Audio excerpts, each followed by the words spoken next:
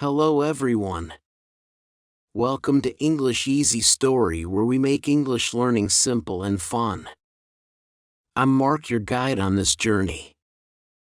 So let's jump right into today's lesson and expand our horizons together. Why reading important? You're speaking English powerfully. Speaking English fluently in 5 months. Fluent in 5 months. Is it possible? Can you do it? Can you speak English fluently and powerfully? In 5 months? 5 months from today. And the answer is yes. Yes, you can. Absolutely. Yes, you can. Let's talk about what this means to be fluent and how to do it. First, let's just talk about this word. Fluent. Fluent in 5 months. Fluent. What does this word mean? Fluent has the same root as the word fluid. Fluid means flowing or moving like water. Okay. Water-like movement. Right. So if you think of water, think of a river or a stream. How does it move?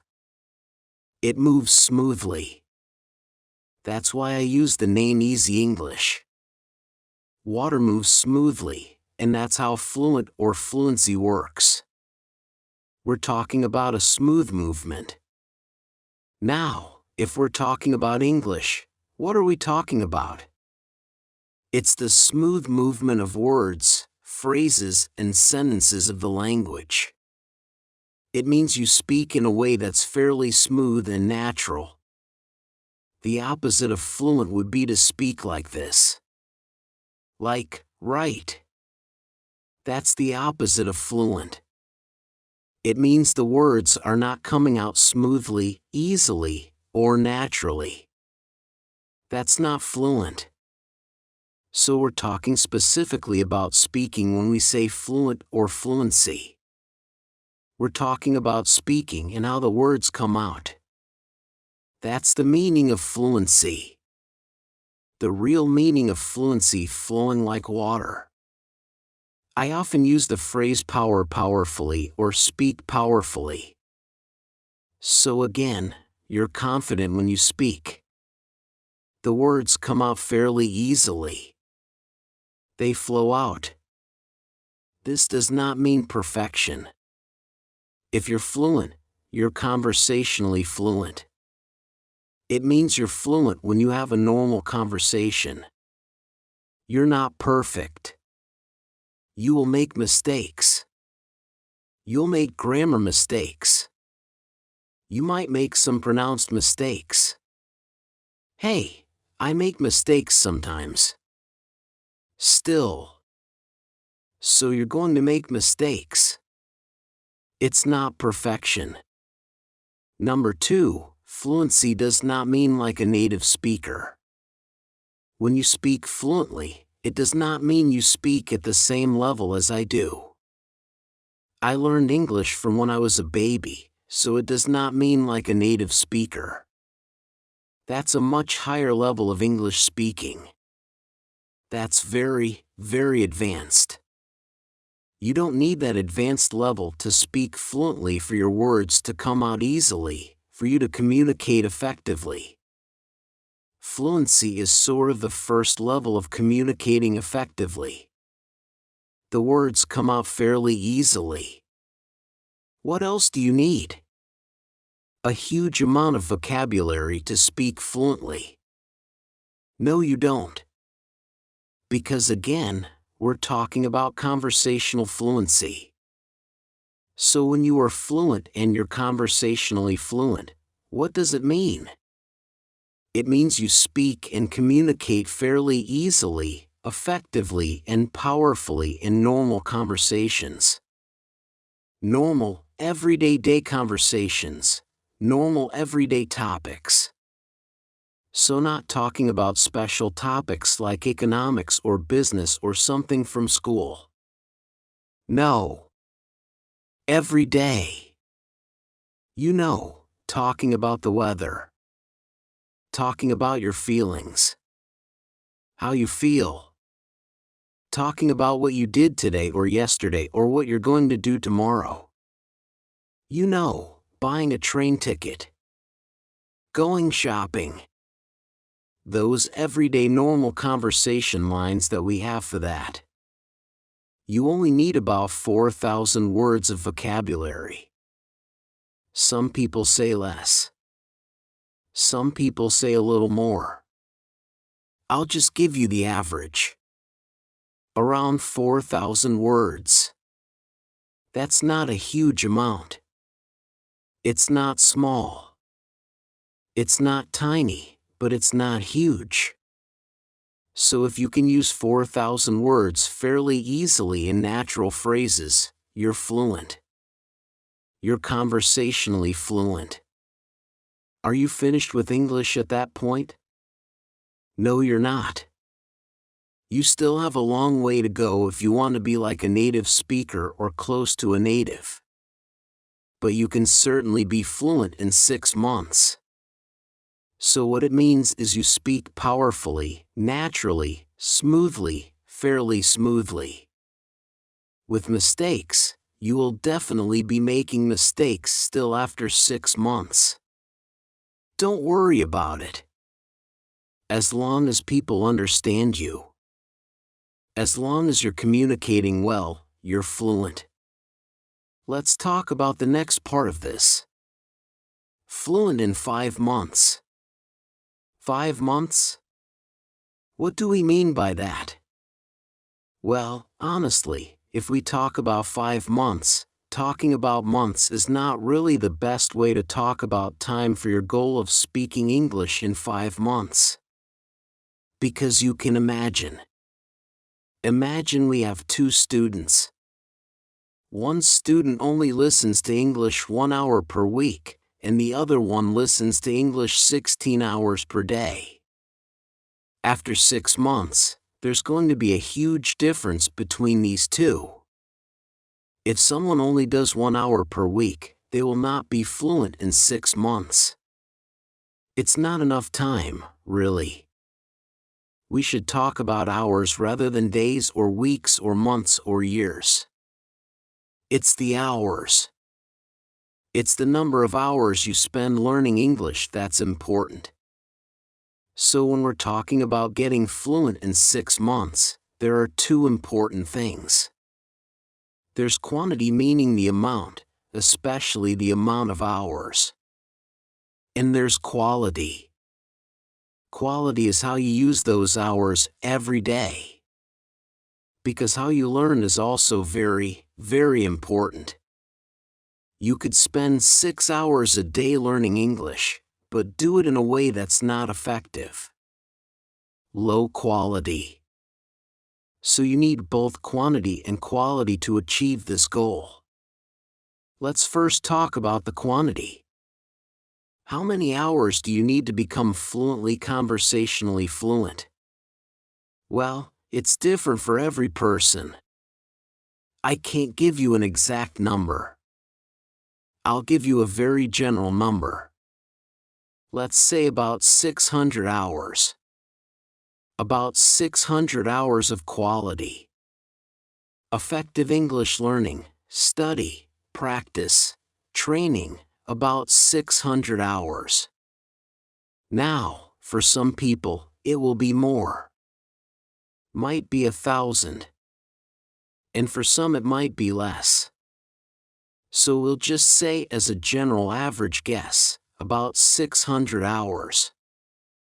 Now here's some good news. You already have some hours, right? You probably learned English in school for many years. That was low quality. A lot of those hours were not very good. But still, it's better than nothing. Okay. If you learned English for 6 years in school, you at least learned some vocabulary through memorization. Maybe you can't use it very effectively. Maybe your head is filled with grammar and you're confused. You're not fluent yet, but it's still better than zero. So you still have some hours already. That's good news. That will help you. It means you don't quite need 600 hours. Maybe you only need 300 to get fluency, which is great. Good news for you. The other part of this, that's quantity. That's the amount of hours you need in 6 months. The next part is quality. It's how you do it. That is very important.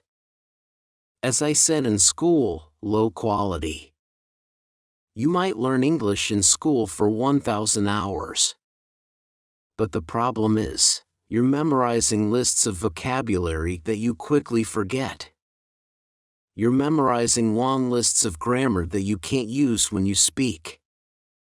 It's too complicated. You forget you're taking tests. You're stressed. You're bored a lot of time in class. You're not really focused. You're kind of bored when you're doing your homework. You're bored. You're half asleep. So you might have 1,000 hours in school, but it does not really equal 1,000 quality hours. Maybe it only equals about 100 hours really, because it's so low quality. So you want to get the highest quality from every minute, from every hour that you learn English. That is what the Easy English system does. So what do I mean by quality? Number 1, power. It means it's a powerful way to learn. It means you are focused. You are concentrating every minute. So if you're listening to English but you're kind of falling asleep, you're sitting at your desk. That's low quality. That's no good. You're wasting a lot of your time. Your brain needs to be awake. You need to be focused. You need to be listening carefully to every word, every phrase. That's the highest quality alert. Awake. Maximum concentration. It needs to be understandable. This is something else for quality English learning. You must understand it. If you don't understand it, you're wasting your time. So this is the problem. If you're lower level and you listen to a movie or a TV show, you're wasting your time. It's too advanced. You can't understand anything. So most of your time is completely wasted.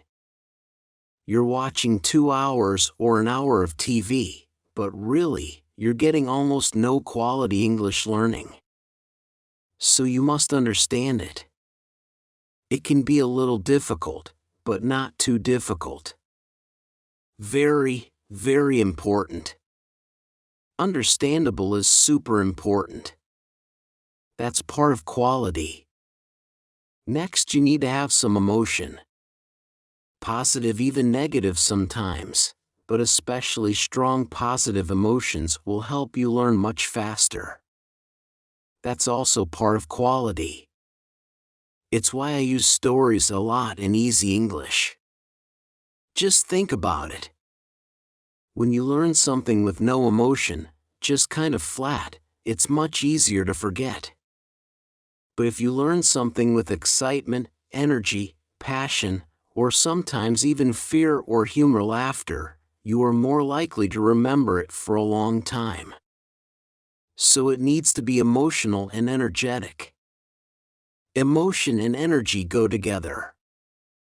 So again, a low energy, low quality way to study English is to sit at your desk listening or just reading a textbook, right?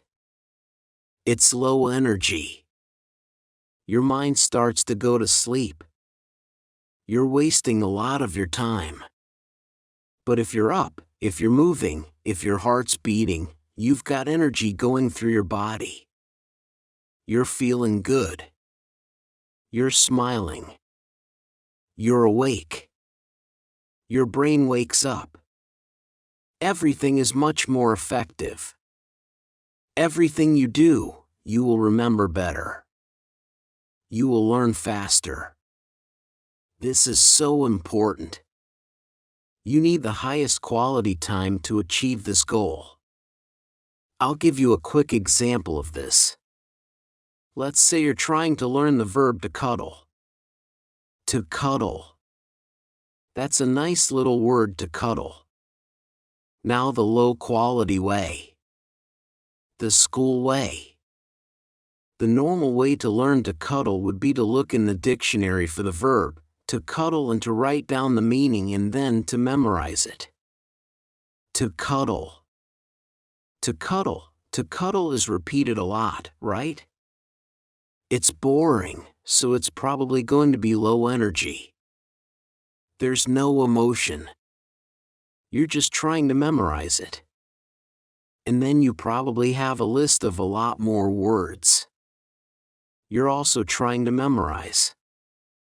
So when you get to the end of the list, you've forgotten the first one. You forgot cuddle. And then you have to go back and try it again and again and again. It's boring. It's ineffective. You waste a lot of time. What does it mean, by the way? To cuddle? To cuddle means to be affectionate. Like to hug and kind of rub with someone. It has a romantic idea. Okay, so it's not really sexual, but it can be. If you have a girlfriend or boyfriend, they like to cuddle, right? They're always touching and hugging and rubbing against each other. But you can also do it with children. They like to cuddle. So if you have a child, you can cuddle and hug them. And oh, it feels so good. Or even with a dog or a puppy, right? A puppy you can play around with. Hug him and maybe kiss. Not like super romantic kissing, but kiss him on the head. And again, it's more of this action of rubbing and holding and hugging to cuddle. So you've got the one way, the old way to learn it. You just try to memorize it, to hug affectionately. Now imagine a way of learning this word. Imagine that a super sexy hot guy or girl, whichever you prefer, comes up to you and you think, this person is so amazing, so attractive. I love them so much, I want them. Oh, and they come up to you and they say, let's cuddle. Let's cuddle. Oh, and then they hug you and you start rubbing against each other and holding each other. And they're whispering the word in your ear. Oh, it feels so good to cuddle with you. Oh, I love cuddling with you. Now, how are you going to feel? Your heart's going to be beating boom boom. Super powerful emotion. There are also physical feelings happening at the same time. Which one is more memorable? Are you going to remember studying it from the dictionary definition? Trying to memorize it the old way, the normal school way? Or are you going to remember this super emotional experience of this hot guy or girl cuddling with you and saying the word in your ear? Obviously, the experience about cuddling with the guy or the girl will be much more memorable. I guarantee you will never forget that word again. This will become one of your favorite words. You'll learn it instantly and you'll never forget it. That's an example, an extreme example of the highest quality of learning. In this case, vocabulary, because it's got the maximum amount of emotion. Now, of course, normally day to day it's hard to achieve that super high level of emotion. I wish we could. It's hard to, but still we can get much more emotional if we learn vocabulary and learn phrases and even grammar using stories using physical movement. All the things we do in easy English are designed to bring the emotion higher, bring the energy higher so that you remember everything much faster and longer. That's how we get faster, more powerful results, because the quality is so much higher with easy English. Let's talk about another example. I want you to train like a champion. Imagine that English, instead of being a subject you study in school, is more like a sport and activity that you're training for.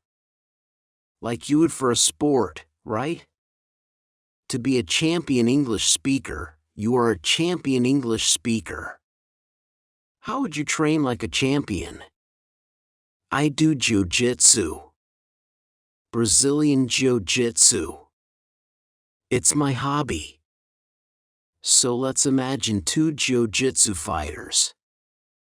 Two jiu-jitsu students. Okay. One is just a normal person like me. Like most people who learn jiu-jitsu. And the other one is Mark, who is a world champion. Let's look at the difference in quality. How do they train and what are the results? How are they different? What's different about a champion and a normal person? Because again, I want you to be a champion in English, not just a normal school learner. A normal person for jiu-jitsu usually goes to class 2 or 3 times per week. 2 or 3 times a week is the kind of normal, average jiu-jitsu learner. And that's what I do. Most of the people I know train 2 to 3 times per week. What does Mark the world champion do? He trains twice per day. Maybe more. 2 times per day. That's 16 times per week instead of 2 or 3. So his quantity, his amount is much, much higher. But guess what? It's also much more quality. The other thing, when a normal person learns a new technique in jiu-jitsu, they practice that technique maybe 16 times, maybe 26 times. I'd say at the most, probably 40 times. How many times does Mark practice a new technique that he's working on 1,000 times or more?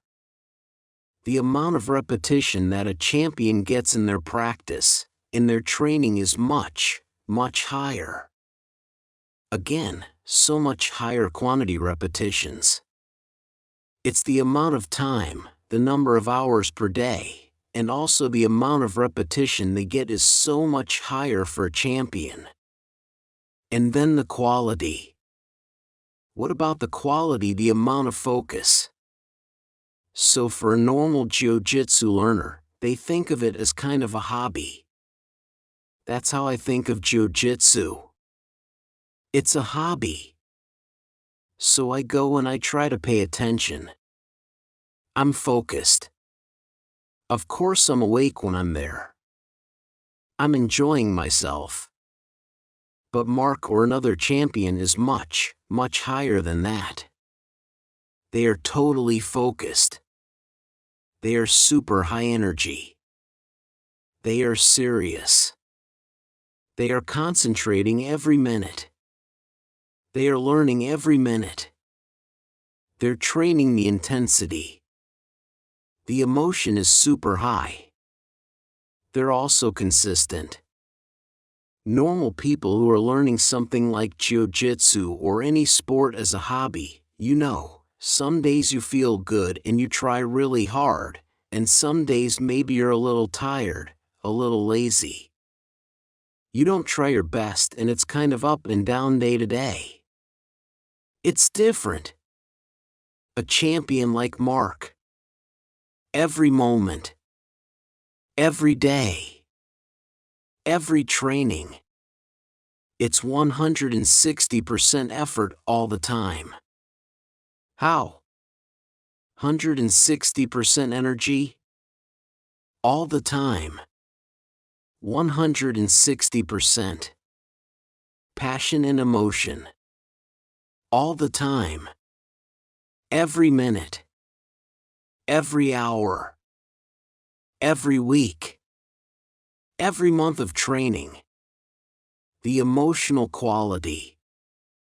The energy is so much higher than just regular, normal people. And of course, what's the result? Mark.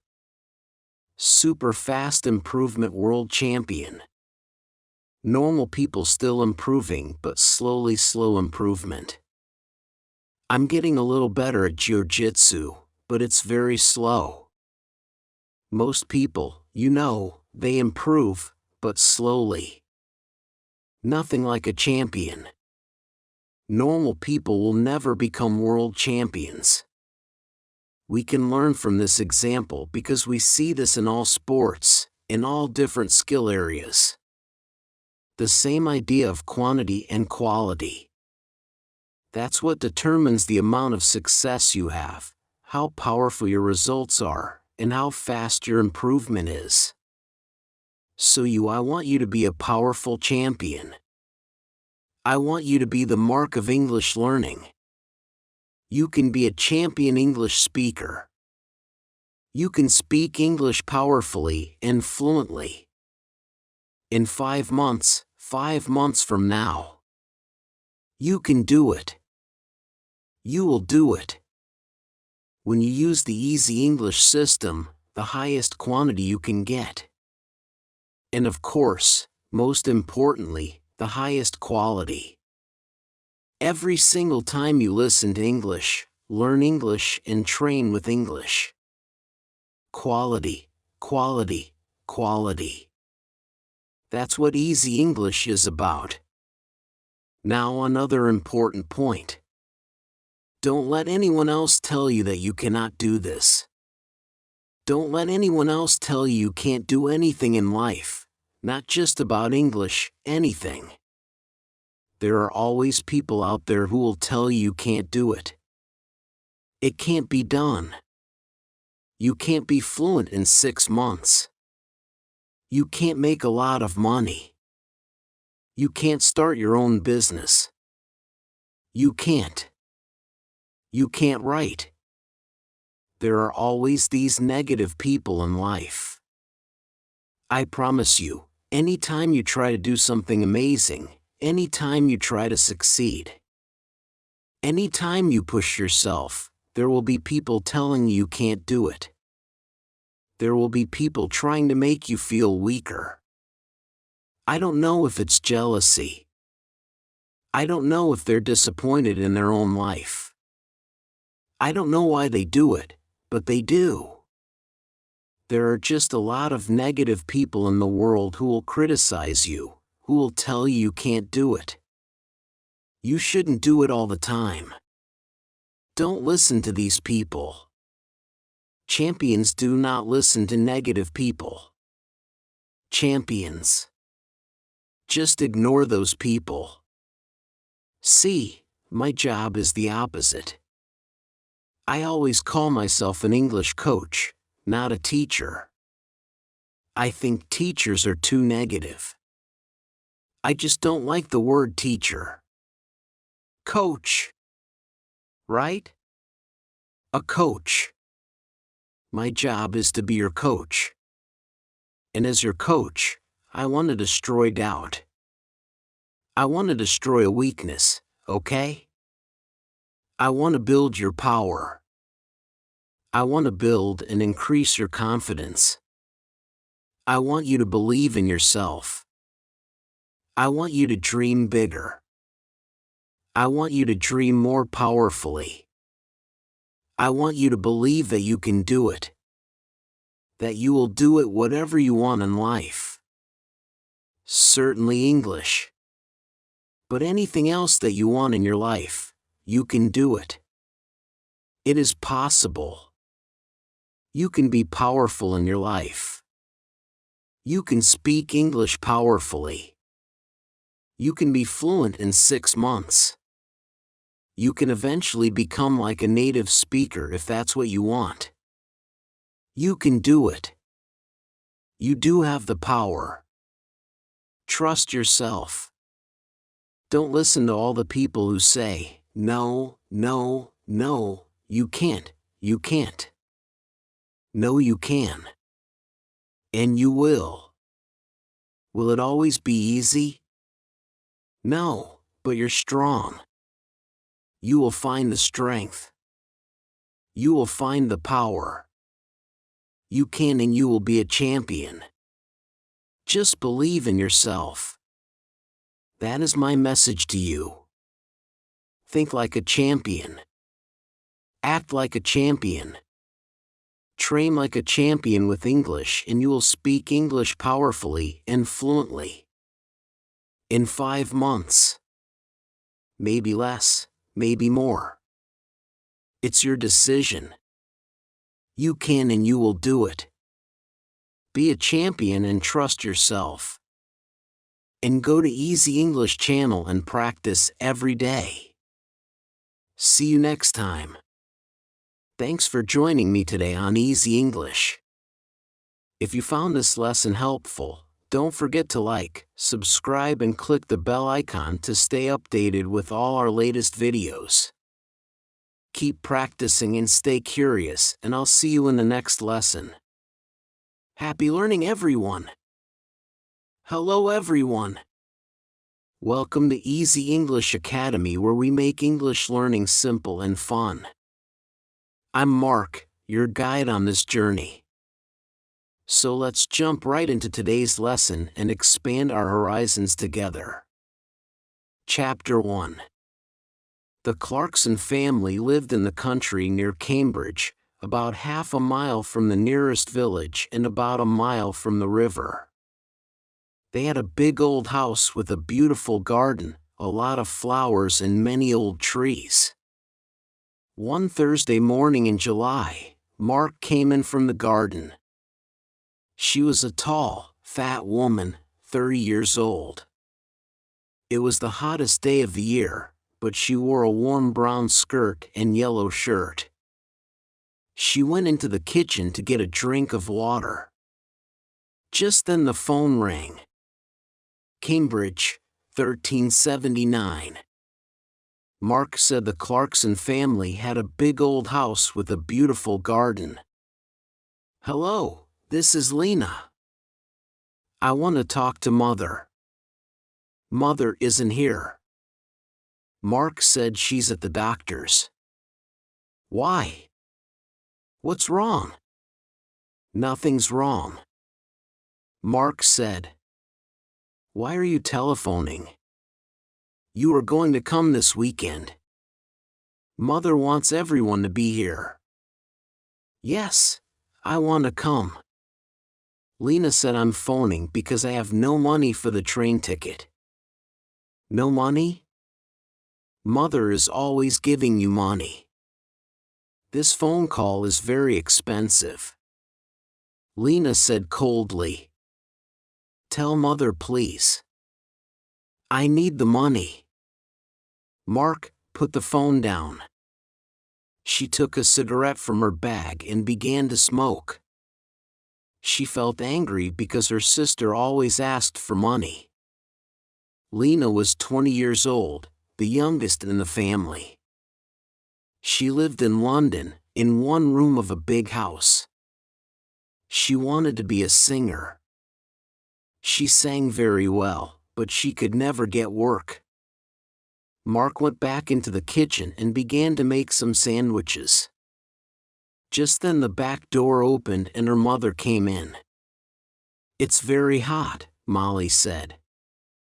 She took off her hat and put it down on the table. She was a tall, dark woman with beautiful eyes. 2 big black dogs came into the kitchen after her and ran across to her. She sat down and put her hands on their heads. Mother. Mark. Lena phoned. She wants money. Mother. Mark. Lena phoned. She wants money. Mark, put the sandwiches on the table. Mother, she said. Lena phoned. She wants money for her train ticket. Molly closed her eyes for a minute. Then she stood up. This afternoon I want you to get the house ready for the weekend, she said. Oh, and please go to the village later and get my tablets.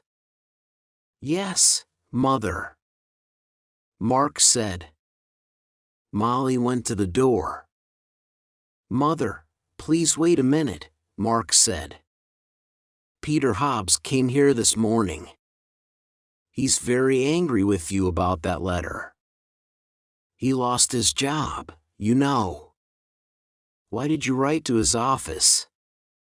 He wants to talk to you about it. Well, I don't want to talk to him. Molly said. She opened the door. But, Mother, you don't understand.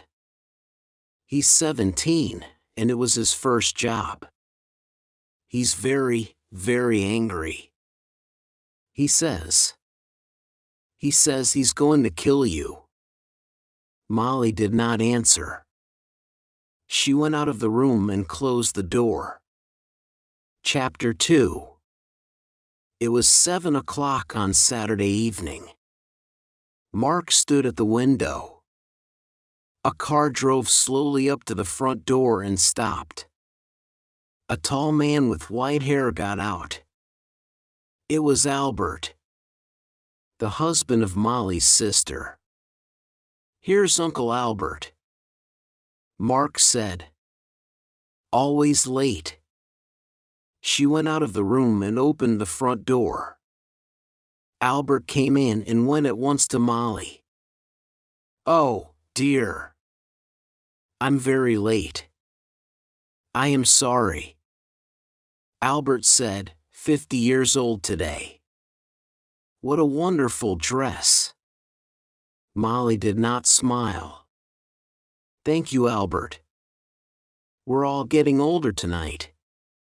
She wore a long black dress and the 2 black dogs sat at her feet. Everyone is here now. Let's go into dinner, she said. Everyone stood up and went to the table. The table looks nice, Mark. What wonderful flowers, Lena said. She was a beautiful girl with long black hair and dark blue eyes. She wore a long red dress. The table looks nice, Mark. What wonderful flowers. The table looks nice, Mark. What wonderful flowers, Lena said. Albert sat down next to Roger. Roger was Molly's son, her second child. He lived in Cambridge in an expensive house. Someone called Peter stopped me down the road. Albert said. Who is he? He's very angry with you, Molly. That's Peter Hobbs from the house across the road, Mark said quickly. She looked across the table at Molly. He lost his job last week and he's angry with everyone. It's Molly he doesn't like, Albert said. Molly said nothing. Everyone began to eat. How is Aunt Annie? Mark asked. She's much worse now, Albert said. She stays in bed all the time. She needs a nurse 24 hours a day. I am sorry, Molly said. Albert stopped eating and looked at Molly. It's very difficult and very expensive, you know. Annie feels very unhappy because you don't visit her. Molly. She loves you very much. You are her little sister. You know. Molly closed her eyes for a minute. I know that, Albert. I am 50 years old, but I'm always her little sister. Well, we can talk about it later. Albert laughed. Oh, yes. We can talk later. It's always later with you, Molly. Always tomorrow. Never today. Mark watched her mother. Her mother was angry with Albert. Molly never liked talking about her sister Annie. And she did not like visiting her because she was very ill. That's a beautiful dress, Lena. Is it new? Mark asked. Thank you. Mark. Yes. It's new and very expensive. I got it on Wednesday. Lena said. She smiled at Mark. All your things are expensive. Mark said. She remembered the phone call on Thursday about the train ticket. I don't like cheap things, Lena said, and I'm going to need more money soon. I want to go to America. Can you help me, Roger? Oh, no. Roger said. Nobody wants to help you, Lena. You don't like working? We all know that. But we all want you to get a job. Lena laughed. It doesn't matter, Roger. I don't need your help. Mother always helps me. Mother loves me best. She suddenly smiled a quick, beautiful smile, but her eyes were cold. Mark looked at her mother. Molly's face was white. Mark did not understand. Was her mother afraid of Lena? Mark wanted her mother to be happy today. Lena said, Mother always helps me. Mother loves me best. Would you like some more meat, Uncle Albert? Mark asked Roger. Can you give everyone some more to drink? Roger got up and began to give more wine to everyone. This is good wine, he said. Molly smiled for the first time. Yes. Your father loved this wine. He often drank it. Yes, Albert said and looked at Molly. Expensive. 2. Would you like to meet Mr. Briggs this weekend, Roger? Mark asked quickly. He's the new man at the farm. He wants to meet you. Briggs. Briggs. Molly said, suddenly angry. Don't talk to me about that, man. I don't like him. He wants half my garden for his farm. He needs more land, he says. I don't want him in my house. He's always dirty and he has bad teeth. Mark stood up and got her bag. Excuse me, I want a cigarette. Cigarettes. Always a cigarette in your mouth. Molly said. I don't like it. Cigarettes aren't good for you. Mark began to smoke. She felt angry, but she said nothing. She wanted her mother to be happy this evening. But it was very difficult. Roger drank some more wine. Well, Mother, perhaps Mr. Briggs is right. The garden is very big, you know. He said. It's a lot of work for you. The house is big, too. You're 50 now. You need to be more careful, Roger. I don't need a nurse, you know. I work in the garden every day. I feel happy there. Molly stood up. I know you all want my money. You come here for a free dinner. You don't want to see me. You don't love me. You want my house and my money. Well, you can all wait. Nobody is getting more money from me. Not before I die. Don't say that, Mother. Mark cried. Molly walked across the room to the door. I feel ill now. I'm going upstairs to bed. Nobody is getting more money from me. Not before I die. Molly left the room. Nobody moved. One day I'm going to kill that woman, Lena said quietly. Roger looked at Lena, but said nothing. Albert moved his head slowly up and down. Ill. She's angry. That's all he said. Molly always gets angry about money. Why can't she be good to her sister?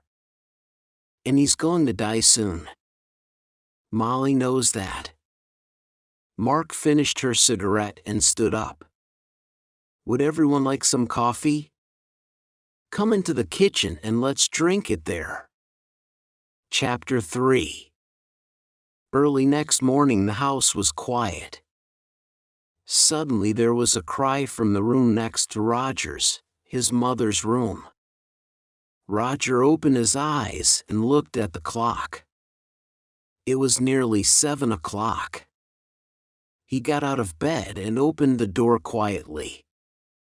At the same time, the door of his mother's room opened and Lena came out. Her face was very white.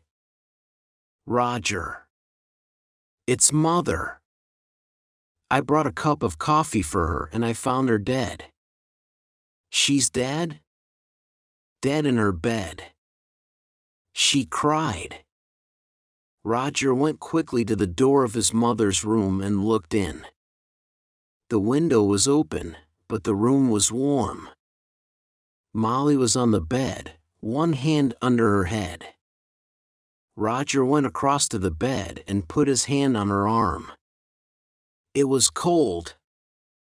On the little table next to the bed was a hot cup of coffee and an empty cup. I'm going to call the doctor, Lena said. She's dead, Roger said slowly. His face, too, was white. Mother is dead. Lena walked across the room to the door. I'm going to phone the doctor, she said again. Wait a minute. Roger called. Let's tell the family first. She's dead, Roger said slowly. Family? Nobody loved Mother. Lena went out and ran downstairs. Roger slowly went downstairs after her and stood by the telephone. Dr. Pratt, this is Lena Clarkson. It's my mother. She's dead. Can you come quickly? Lena, put the phone down. It isn't true. Roger. Mother. Dead. Daddy died last winter. And now, Mother Lena began to cry. Don't cry. Lena. Roger said. Let's go upstairs and tell Uncle Albert and Mark. No, you tell them. Nobody loved Mother. You aren't sorry. Look at you. You want her money? That's all. Roger suddenly wanted to hit Lena. Be quiet, he said. What about you? You didn't love Mother. You wanted her money too. Don't forget that. It's true. Lena said. Oh, I can't stay in this house. I'm going out. I'm going to the river with the dogs. No, Roger said, the doctor's coming, and I want you here. Lena said nothing. She went into the kitchen, and at once the dogs got up and came to her. Beautiful dogs. Daddy loved you and Mother loved you. Now I'm going to love you. She opened the back door and went out with the dogs.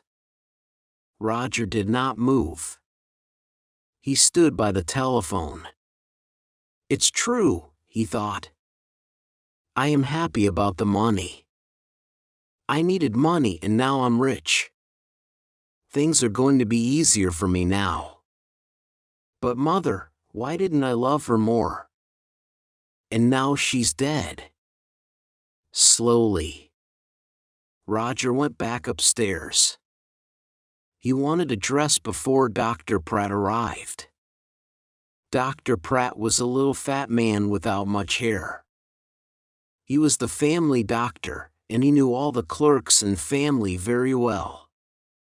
He went upstairs at once and looked at Molly's body. He looked carefully at the cup of coffee and the empty cup on the table next to her bed. I'm sorry, Roger, he said. Where is Lena? She phoned me. She went out with the dogs. Roger said she was angry with me.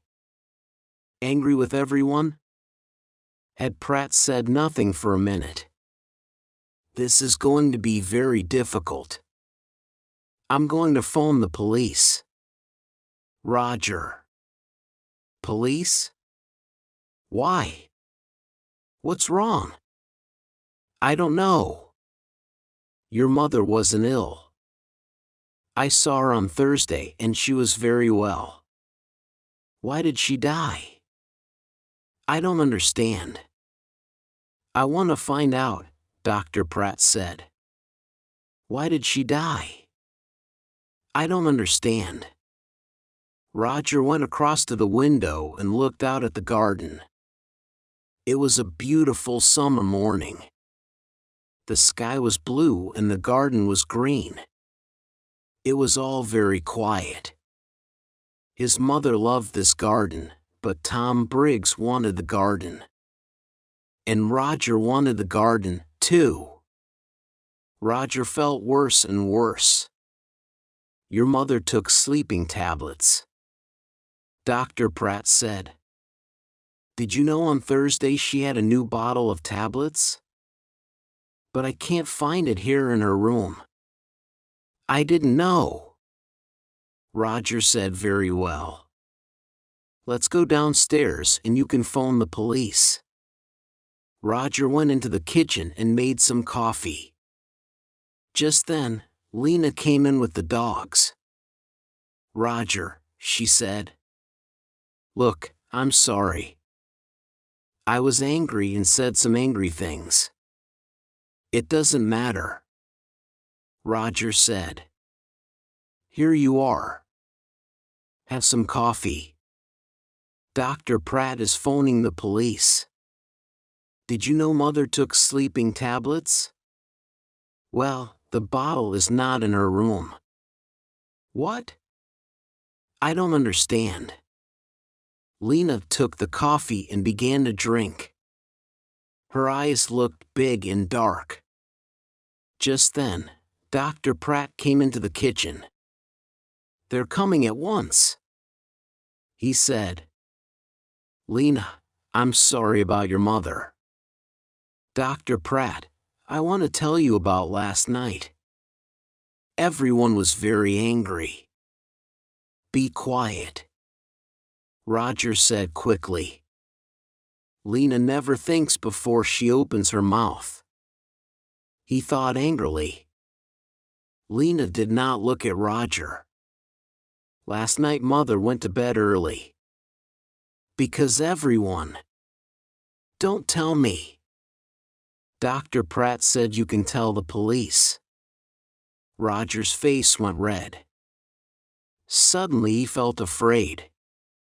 The police are going to talk to everyone and ask questions, he thought. And they're going to want answers. It's going to be very difficult. He finished his coffee and stood up. I am going upstairs, he said.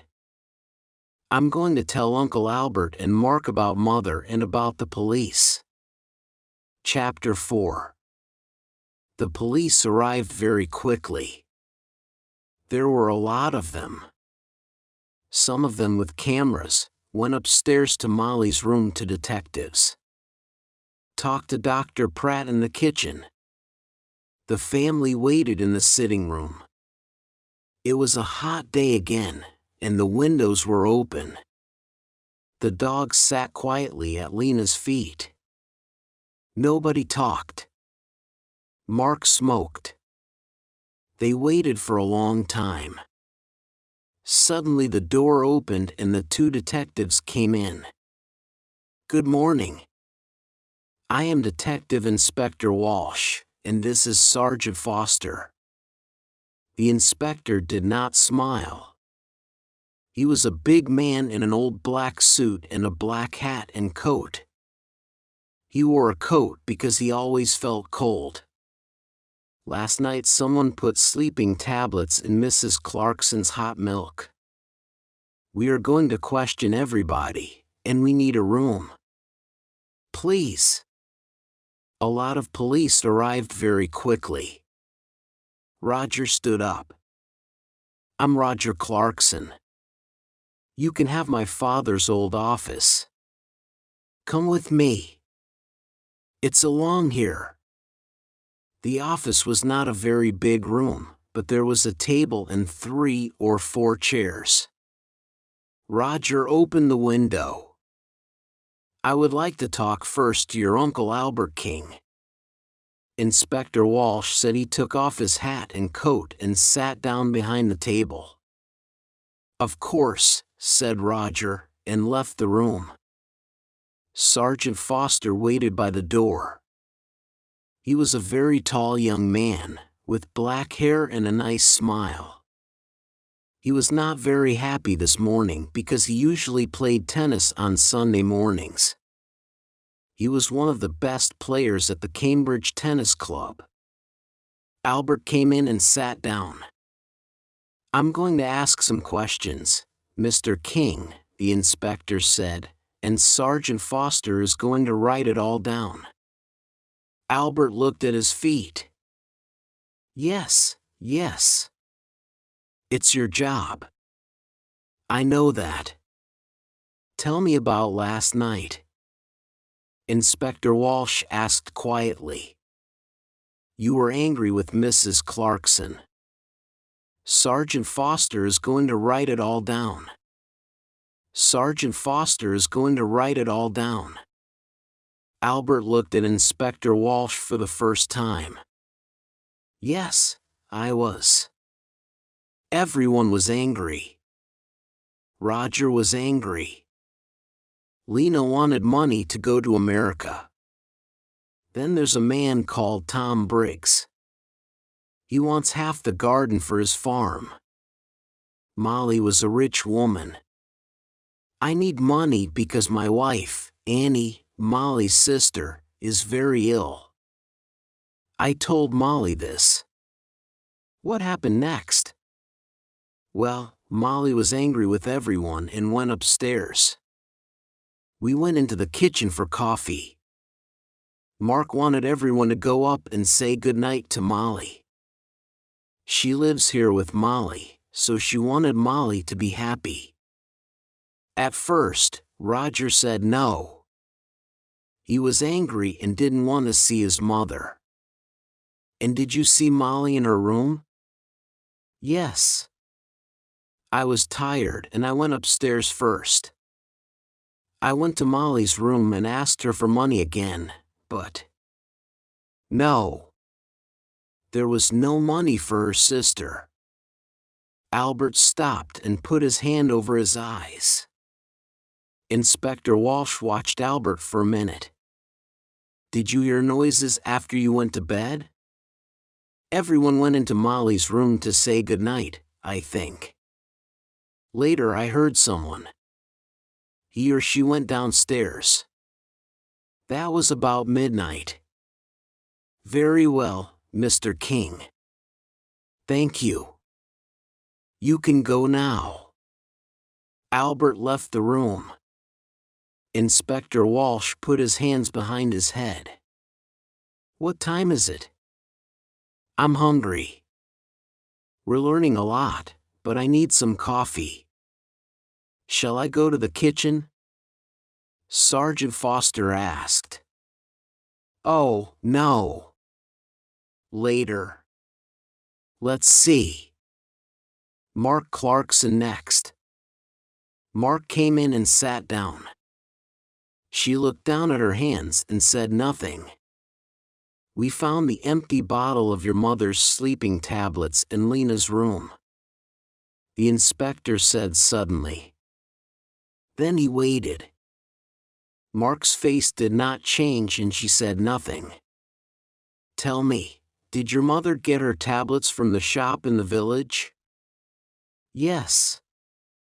My mother usually took a sleeping tablet every night, so she needed a lot of tablets. Sometimes she got them from the shop. Sometimes I did. On Thursday, I asked Peter Hobbs to get them. He lives in the house across the road, and he often goes to the village on his bicycle. I see. Your mother wanted to stay in this house. How about you? Did you want to move? Mark looked up for a minute and then down at her hands again. This is Mother's house. I love my mother. She was good to me. Did you see your mother in her room last night? Yes. Everyone did. Lena made hot milk and took it to Mother. She usually drank a cup of hot milk before she slept. Inspector Walsh put his hands behind his head. Mark was very quiet. What did your mother say? Mark opened her bag and looked for a cigarette. Can I smoke? Of course. This is your house, Inspector Walsh said. He watched Mark. What did your mother say? He asked again. She wanted to go downstairs again. She remembered the dogs. She wanted to get some dinner for them. I went to my room and she went downstairs. What time was this? I don't remember. About midnight. I think. And the cup of hot milk. It was on the table by her bed. Did you need your mother's money? No, Inspector. Money is not important to me. There are more important things, Mark said quietly. Well, your Uncle Albert wanted money. Tom Briggs wanted the garden. You wanted nothing. Mark finished her cigarette and looked up at the inspector. Her eyes were suddenly angry. Don't forget Peter Hobbs. He lost his job because of my mother. He wanted to kill her, you know. And what about Lena? You found the empty bottle in her bag. Inspector Walsh listened carefully. We're going to question everyone, Miss Clarkson. Mark said nothing for a minute. Would you like some sandwiches and coffee, Inspector? Yes, please. Inspector Walsh said warmly. I would like sandwich, cheese and coffee very much. Mark left the room. Inspector Walsh thought about her. Why was she suddenly angry? The room was quiet. Chapter 5. After the coffee and sandwiches, Inspector Walsh called Roger Clarkson to the office. Roger came in and sat down. The inspector began at once. Now, Mr. Clarkson, why was your mother angry with you last night? This house is very big. Roger said it was a lot of work for a mother. I wanted her to move, but no. She loved this house and garden. She didn't want to move. Tell me about your job, Mr. Clarkson. Your mother is dead, and now you're rich. Do you need money? I need money. That's true. Roger's face was suddenly afraid. What are you saying? I didn't kill my mother. I need money. That's true. A friend and I want to build 10 houses here in this garden. We can get a lot of money for them. So I wanted Mother to sell this house. It's true. But Mr. Briggs wanted half the garden too, for his farm. Inspector Walsh moved a pencil on the table. Tell me what happened upstairs. You went to your mother's room? Yes, I did. I wanted to say goodnight to my mother. Did you talk about the house again? Yes, I did. Again? She said no. She loved the house and didn't want to sell it. Inspector Walsh watched Roger for a minute. I see. We found the empty bottle of sleeping tablets. Mr. Clarkson, in Lena's room. Roger's face did not change. Oh, someone put them there. Lena did not kill my mother. I know that. She found the body very well. I would like to see Lena next. Roger got up and left the row. Inspector Walsh stood up and put his hands in his pockets. He went to the window and looked out at the trees. Why was Roger Clarkson afraid? Was it important? He looked at Sergeant Foster. Tomorrow morning, go to Mr. Clarkson's office. You have the name? He said ask some questions about him, about his job, friends, money. Sergeant Foster wrote it down. Yes, Inspector. A good day for tennis, Sergeant. Sergeant Foster laughed. Don't say that. It's not easy, I don't like sitting here looking at the sun. Lena came into the room and sat down. She looked at Sergeant Foster and smiled. I saw you at the tennis club last month, I think. You play very well. Sergeant Foster's face went red. Inspector Walsh looked at him. Oh, yes. A fast and exciting player is Sergeant Foster. Lena smiled again at Sergeant Foster and his face went redder. Well, Miss Clarkson, Inspector Walsh said, I want you to talk about last night. Lena stopped smiling. Oh, I can talk about last night. I can't stop talking about it. We were all angry. Mother went to bed early and I made hot milk for her. We were all in the kitchen, and Peter Hobbs came in. He nearly broke the back door down. Lena stopped. Yes. He was very angry about a letter. He wanted to kill Mother. Are you going to talk to him? We're going to talk to everyone. Good. Tom Briggs came into the kitchen too. Are you going to talk to him? Peter Hobbs was very angry about a letter. I'm asking the questions, Miss Clarkson. When did you take the milk? Upstairs. I went up after Roger.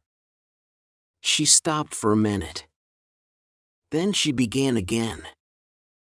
I didn't like my mother, Inspector. She killed my father, Last winter, after Christmas, She drove the car into a tree and killed my father. Inspector Walsh watched Lena's face carefully. I see. So you wanted to kill your mother? Lena laughed. I wanted to kill her, but I didn't. I can tell you a lot of things about this family, Inspector. Everyone wanted Mother to die. Uncle Albert wanted her money for his wife, Annie. And then my brother. He needs a lot of money. He has an expensive house and an expensive car. And think of Mark. Do you know that Mark didn't like Mother a long time ago? A nice boy worked here. He was the gardener. Mark loved him very much.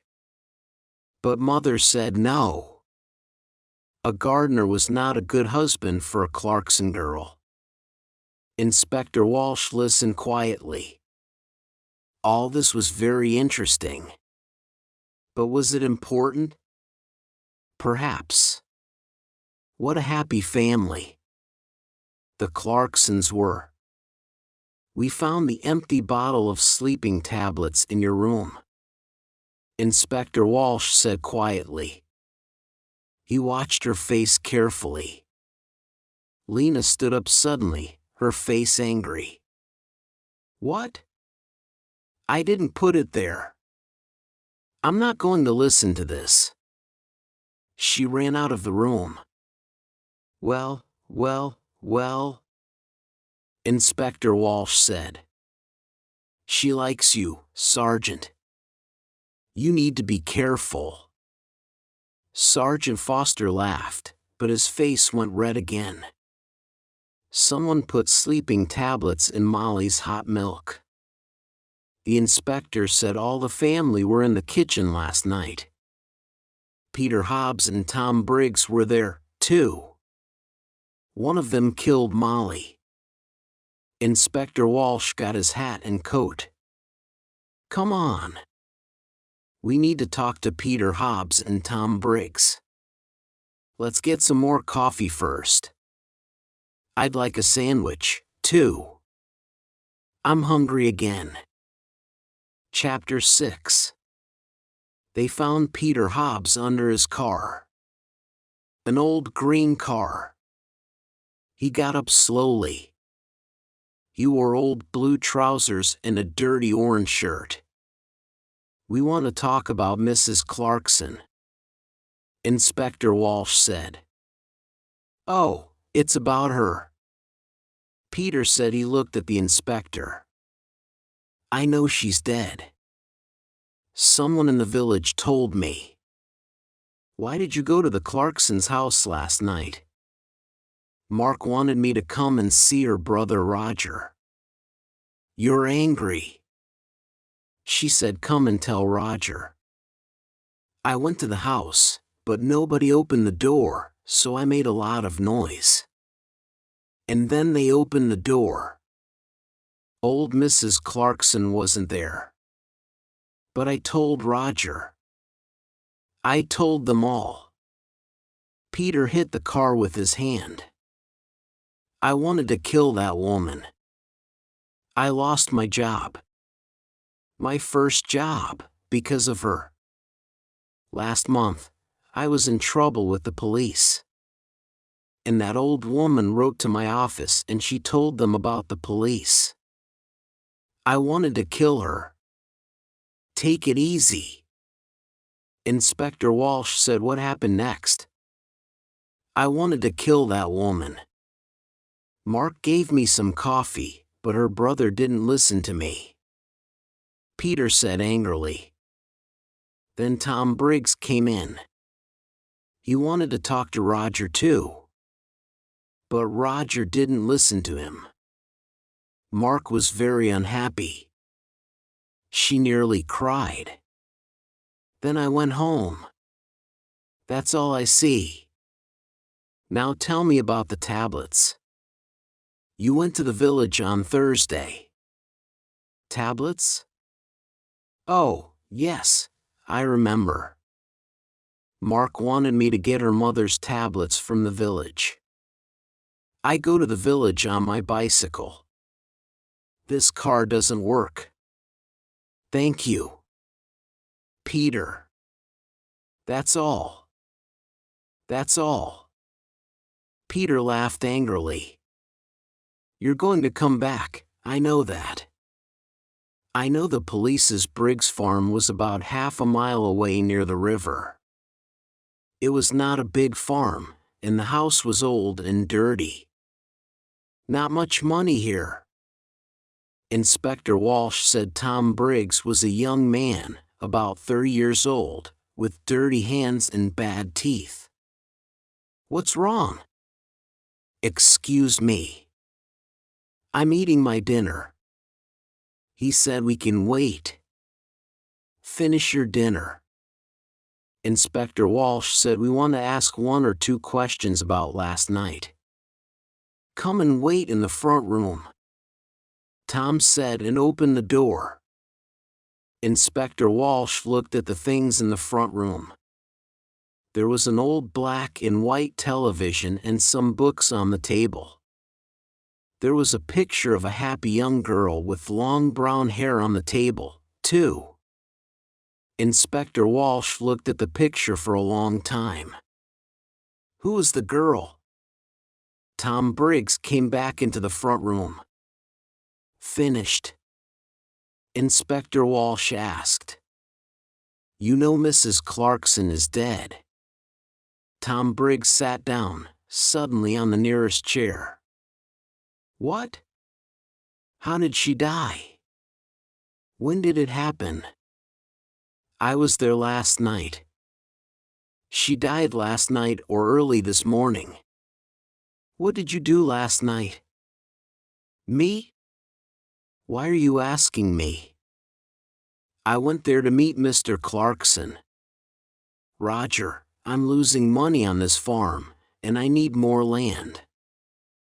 I want half Mrs. Clarkson's garden. You went into the kitchen. What did you do next? Can you remember? Tom Briggs looked at Sergeant Foster and then back at Inspector Walsh. I remember it very well. All the family were in the kitchen. Peter Hobbs was there, too. I talked to Roger. He wants his mother to sell the house, but he wants the land. He doesn't want me to have it. But now Mrs. Clarkson is dead. What's going to happen now? Inspector Walsh got up and took the picture of the girl from the table. Who's this? Tom's face went red. It's not. It was a long time ago. Tom's face went red. Who? Oh, that's a friend. It's not. It was a long time ago. The 2 detectives walked back to the Clarksons' house through the garden. It was beautiful. Green and quiet. Inspector Walsh felt tired and hungry. Who killed Molly? He knew the answer now, but he needed to ask 1 or 2 more questions. Let's go, Sergeant, he said, and put on his hat again.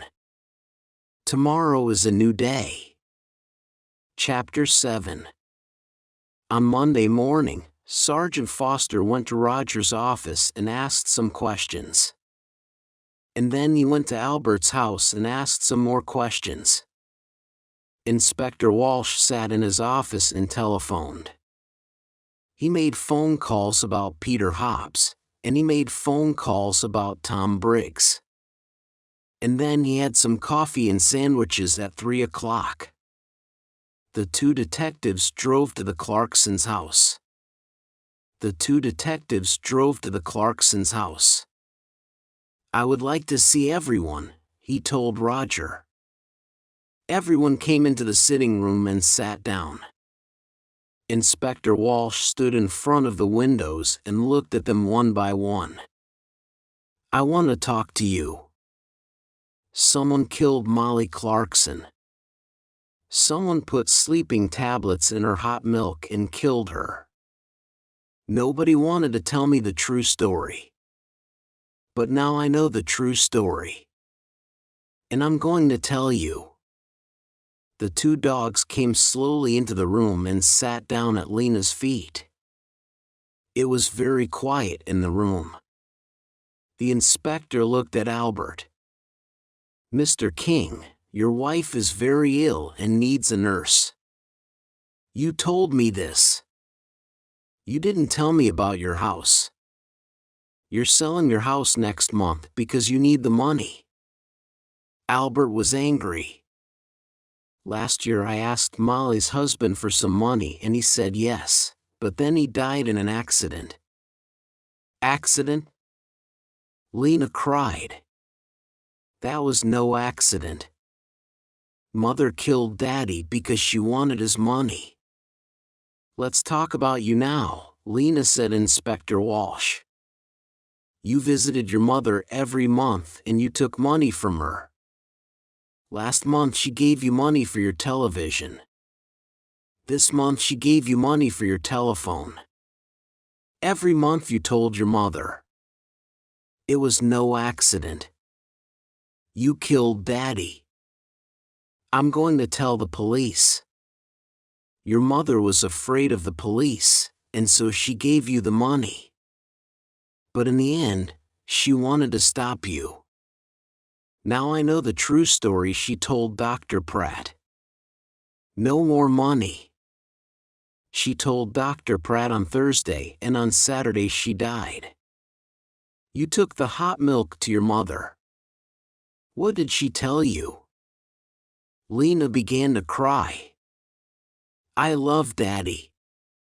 He always gave money to me. He loved me. It was Mother. She didn't love Daddy. And she didn't love me."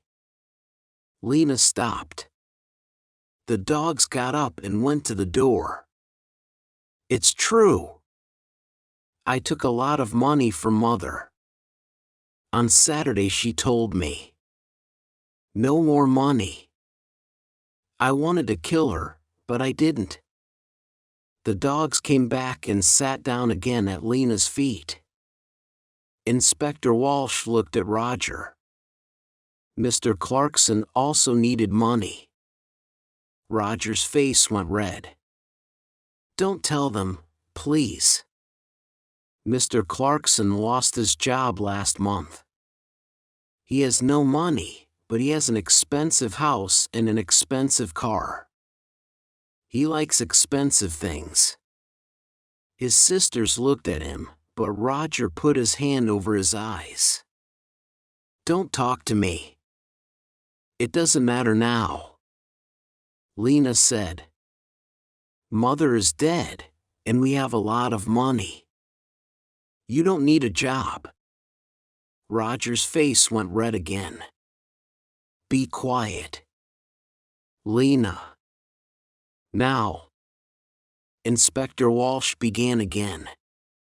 "Peter Hobbs is a very angry young man. Mrs. Clarkson was not very nice to him. He got the sleeping tablets from the shop. But did he put the tablets in the hot milk? I think not. Tom Briggs wanted half the garden for his farm. He was in the kitchen that night. Did he put sleeping tablets in the hot milk? I think not." Suddenly it began to rain. For a minute, everyone watched it through the window. Mark took a cigarette from her bag and began to smoke. But someone wanted Peter Hobbs to come into the kitchen that night. She wanted everyone to see him and listen to him. Inspector Walsh said she. "I don't understand." Roger began and stopped. Inspector Walsh moved away from the window and sat down. "I'm going to tell you the true story now, Miss Clarkson. You wanted Peter Hobbs to come to the house that night. He was very angry with your mother because of that letter.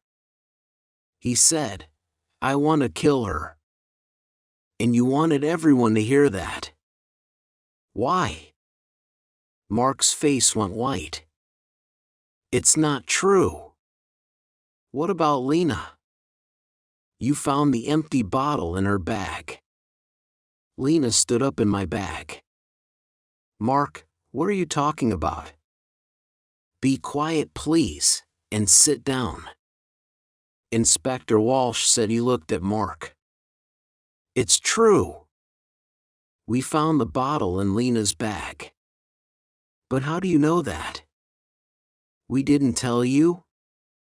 You did before. You told me before? No. We found the empty bottle in Lena's room. Mark asked, "What about Lena?" You found the empty bottle in her bag. We told you that. You talked about Lena's bag. We didn't tell you. Sergeant Foster wrote it all down. Inspector Walsh looked carefully at Mark a long time ago. You knew Tom Briggs? He was the gardener here. And you loved him. But your mother didn't like him. Mark put her hands to her head. No, no. We found your picture. An old one in Mr. Briggs' house. You were younger then, and your hair was long. Last year, Tom Briggs came back and you wanted him. He loved you, too.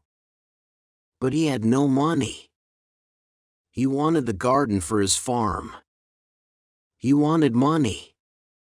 He wanted you. But your mother said no. In the end, you wanted to kill your mother. And you did kill her. Your mother went downstairs to see the dogs, and you put the sleeping tablets in her hot milk. Later, you put the empty bottle in Lena's bag. Mark stood up. Her eyes were dark and afraid. You don't understand. She cried. Mother gave me nothing. All those years I wanted to be happy to be with Tom. That's all. I love Tom and he loves me. But Mother said no. Always. No. Then she began to cry. Nobody looked at her. Mark left the house in a police car. Inspector Walsh watched and then walked slowly to his car. He felt tired and hungry. He stopped and looked back at the house. Well, he said to Sergeant Foster. In the end, they got the money. Albert. Roger. Lena. They're all rich now. But are they going to be happy? He got into the car. Let's go. He said, I'm hungry. I need a sandwich. The end. Thanks for joining me today on Easy English Academy. If you found this lesson helpful, don't forget to like, subscribe and click the bell icon to stay updated with all our latest videos. Keep practicing, stay curious, and I'll see you in the next lesson. Happy learning, everyone! How to achieve English fluency. Hello friends! Welcome to English Easy Story YouTube channel. I hope you all are doing well today. In this video, I'm going to tell you how to speak English fluently. Learning English is a big journey. We can improve our English with such a beautiful story. Let's listen to this story. It will improve your English speaking skills significantly. Do you want to improve your English? Do you want to speak English more fluently? You see, the English language changed my life. I was born in Hong Kong, so English is not my first language. My first language is actually Cantonese. My second language is Mandarin because my mother is from Taiwan, and my third language is English. When I first immigrated to North America, I couldn't speak a word of English.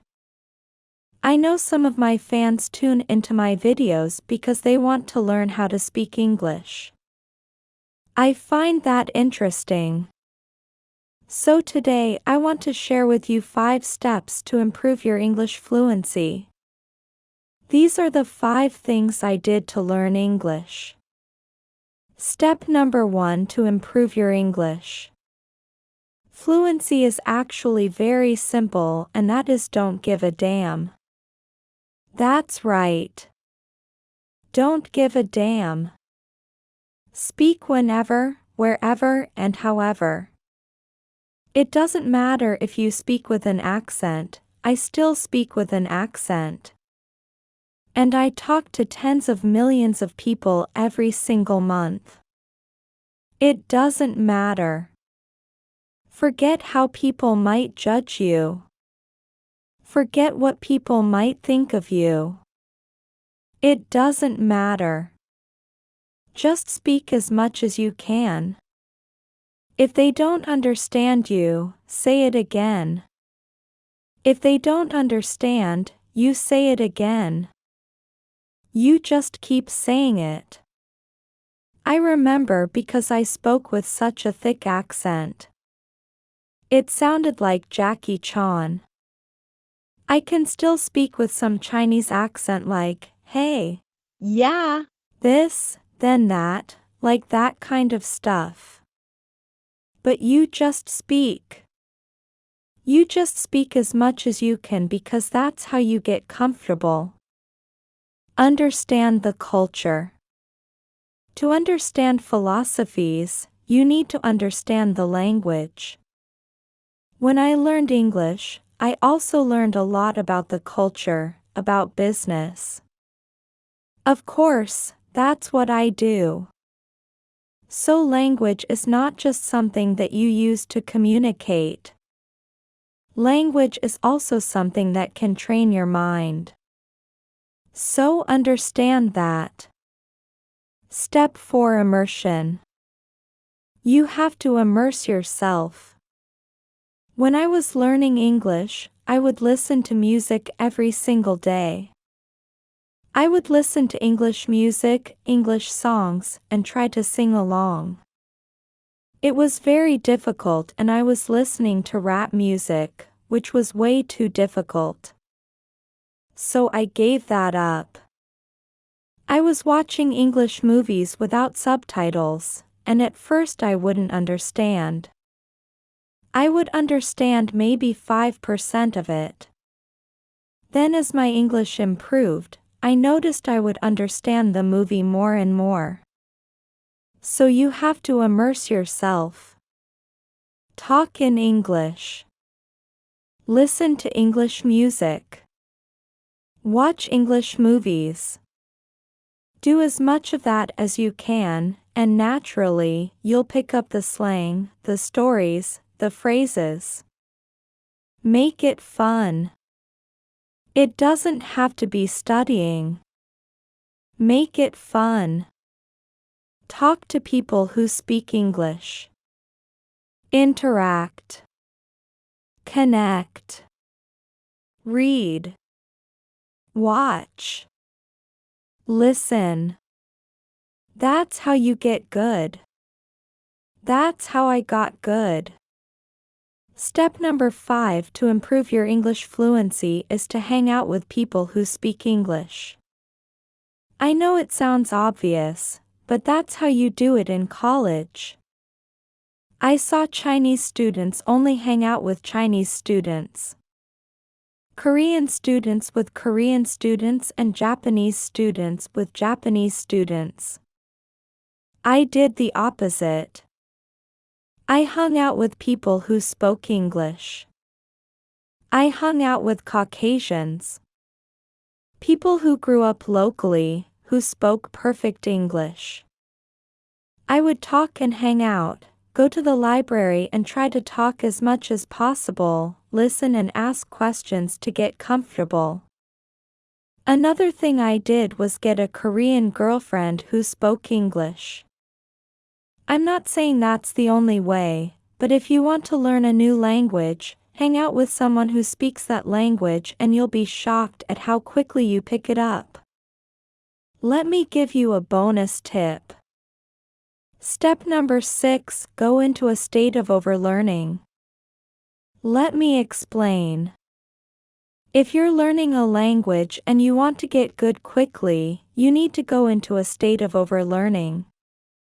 For example, if you want stronger biceps and you can only lift 20 pounds, train with 25 or 30 pounds, that's overlearning. I did the same with English. I wasn't just learning basic communication, but also at a higher level where there was something at stake, like business. Now, I'm sure you've had moments in your learning where you felt like you progressed very quickly and it was fun, but at some point you hit a wall and feel like you'll never speak fluently and confidently. You're not alone. This feeling of being stuck is often called the intermediate plateau. I've been there.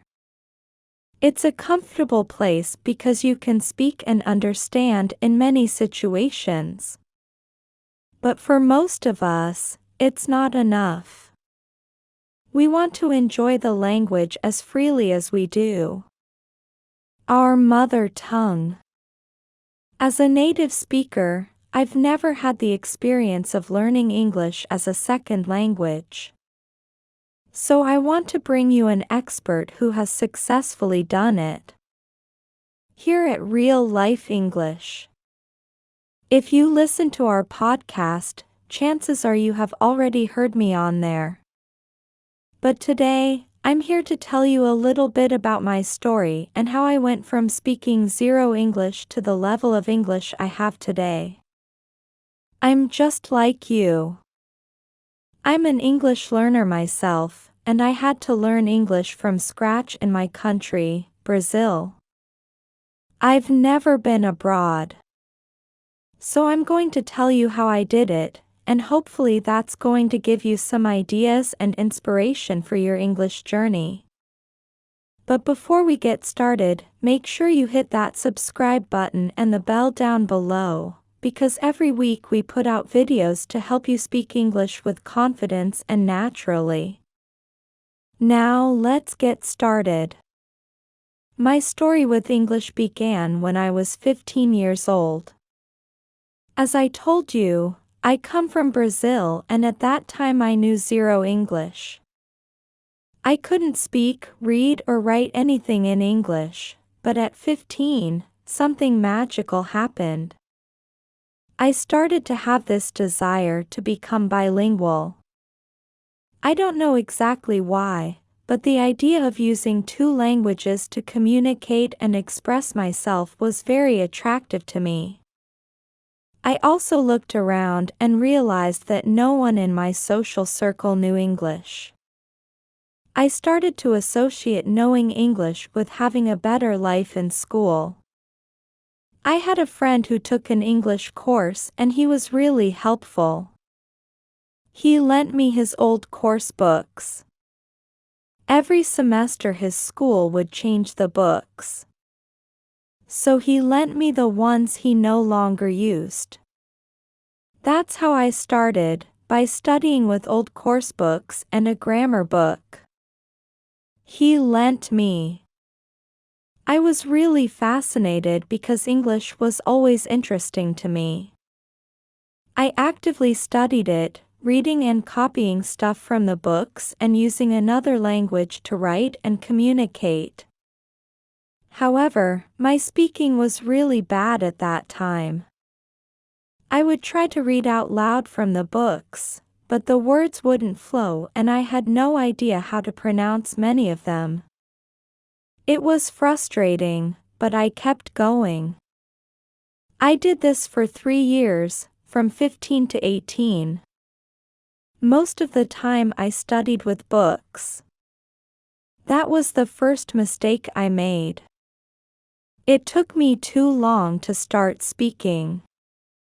Nowadays we have many more resources like apps. Speaking of apps, I can tell you about the Real Life English app.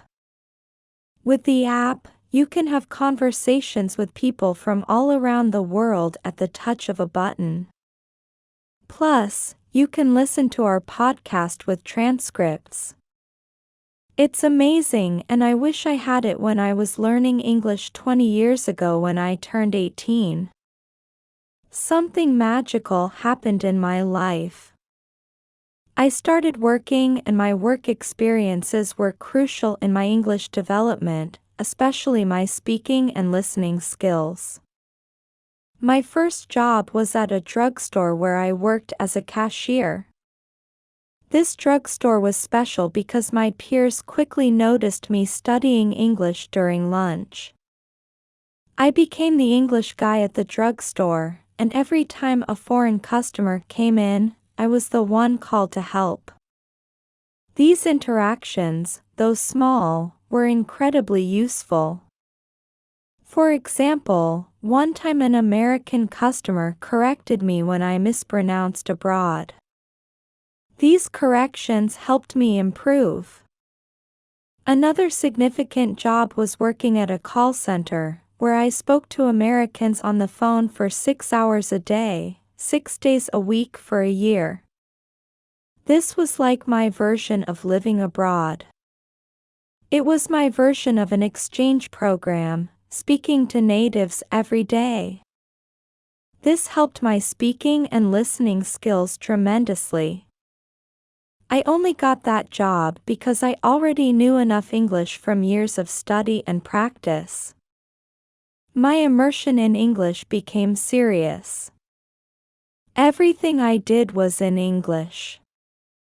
Watching movies, listening to music, reading. I loved rock and roll and always listened to my favorite bands.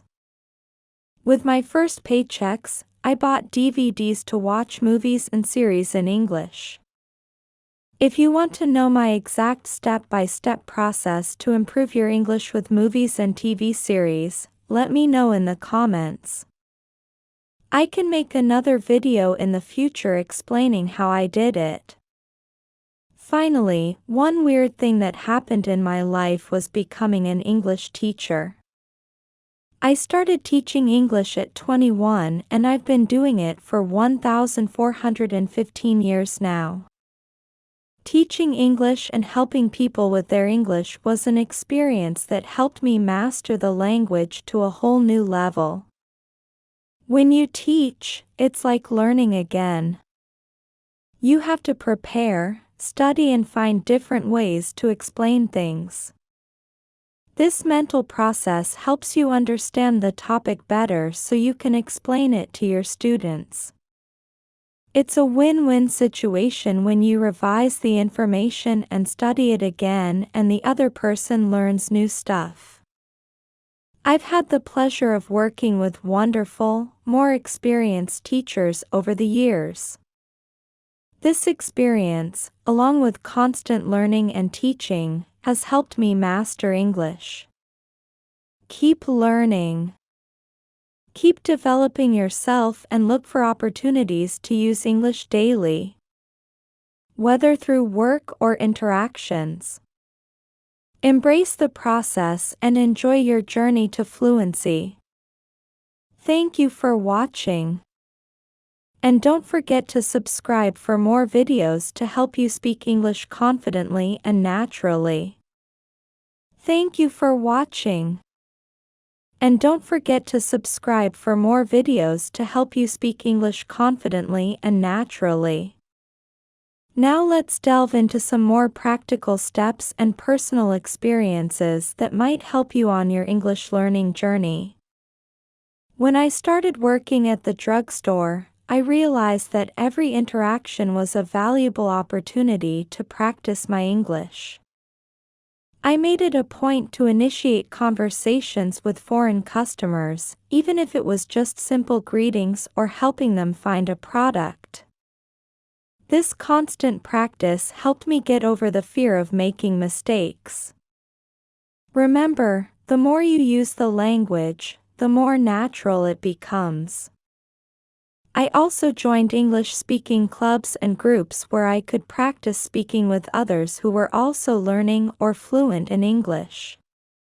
These social interactions were incredibly beneficial because they allowed me to practice in a more relaxed and informal setting. If you have the opportunity to join such groups, or even create one if it doesn't exist in your area. Another crucial step in my journey was embracing the feedback. Whether it came from friends, coworkers, or customers, I welcomed corrections and used them as learning opportunities. It's essential to have a positive attitude towards criticism. Remember, every correction is a step closer to fluency. One of the most effective techniques I used was recording myself speaking English. I would record conversations, practice sessions, or even read aloud from a book. Then I would listen to the recording to identify areas where I could improve. This self-assessment helped me fine-tune my pronunciation, intonation, and fluency. Watching English movies and TV shows was another significant part of my learning process. I would watch them with subtitles initially, and then without trying to understand the dialogues and mimic the actors' speech patterns. Shows with natural conversational English were particularly helpful. I often paused and repeated phrases to practice pronunciation and intonation. Listening to English music and podcasts also played a crucial role. Songs and podcasts are a great way to get used to different accents, slang, and colloquial expressions. I would sing along to songs and mimic the speakers in podcasts. This not only improved my listening skills, but also my pronunciation and vocabulary. Reading was another habit that greatly contributed to my English skills. I started with children's books and gradually moved on to more complex texts like novels, newspapers, and academic journals. Reading expanded my vocabulary and helped me understand different sentence structures and writing styles. I made it a point to read something in English every day. One piece of advice I always give is to keep a vocabulary journal. Whenever you come across a new word or phrase, write it down along with its meaning and an example sentence. Review your journal regularly to reinforce your learning. This practice helps you actively use new vocabulary in your conversations and writing.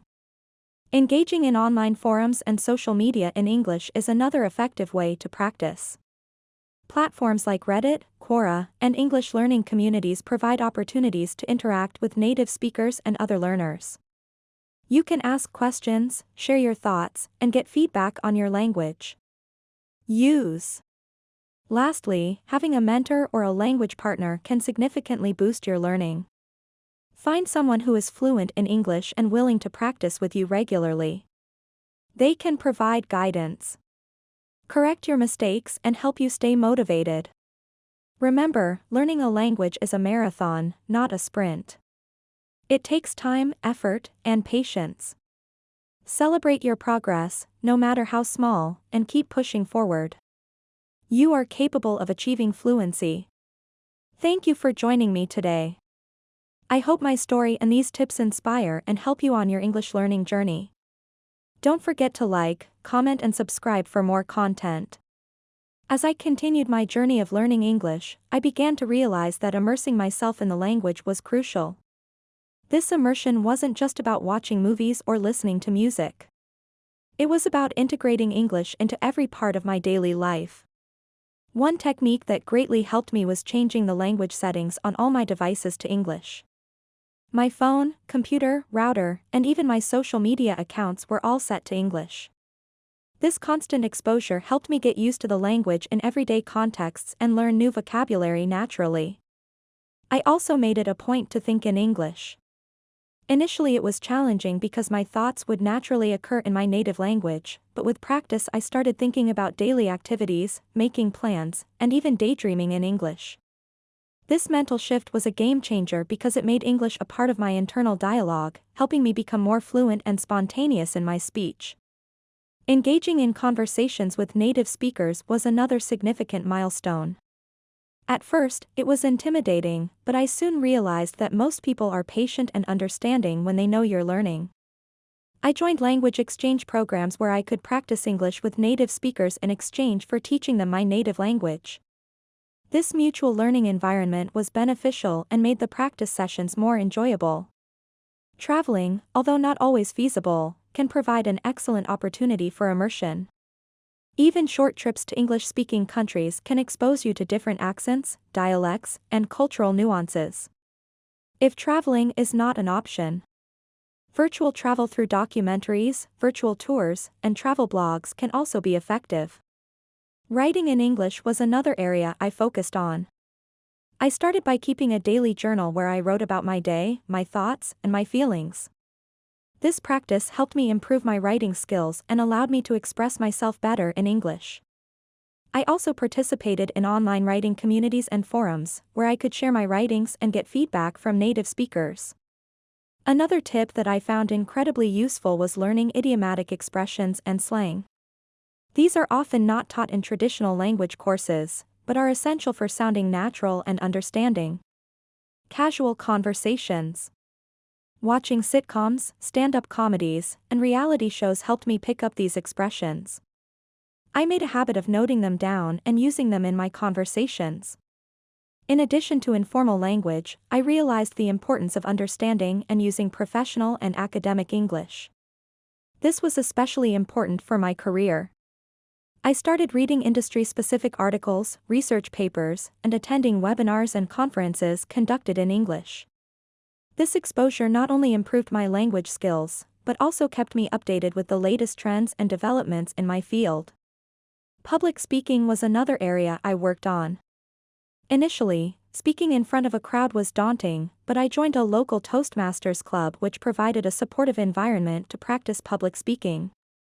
Preparing and delivering speeches in English helped me gain confidence and improved my ability to articulate thoughts clearly and concisely.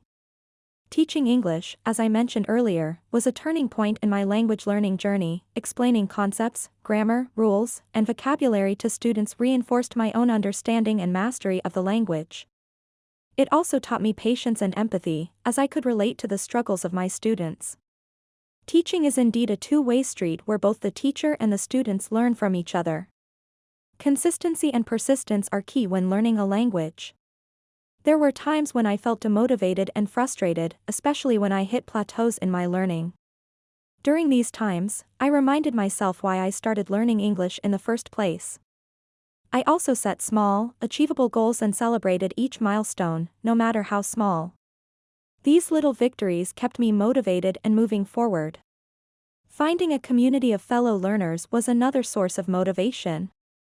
Being part of a community where everyone is working towards the same goal creates a sense of camaraderie and support.